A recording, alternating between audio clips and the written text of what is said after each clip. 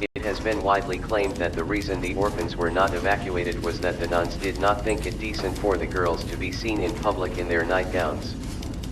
Two men, John Kennedy and John McNally, went down to the laundry to try to put the fire out.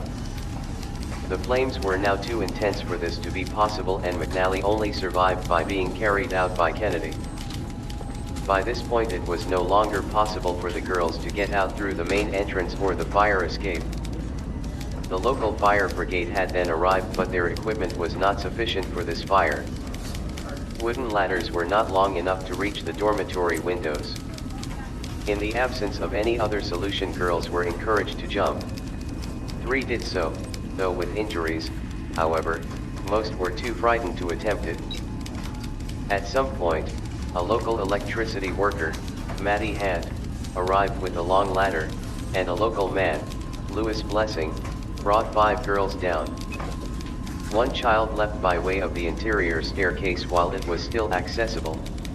1 child made it down the exterior fire escape.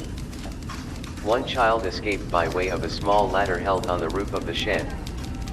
The fire completely engulfed the dormitory and the remaining girls died. Over concerns about the causes of the fire and the standard of care, a public inquiry was set up. The report's findings stated that the loss of life occurred due to faulty directions being given, lack of firefighting training, and an inadequate rescue and firefighting service. It also noted inadequate training of staff in fire safety and evacuation, both at the orphanage and local fire service. It was alleged that the nuns prevented firefighters entering the building in case they saw the girls inside in a state of undress. Also, the structure of the orphanage, with many locked and barred doors, has been compared to a fortress, presumably intended to safeguard the chastity of the inmates.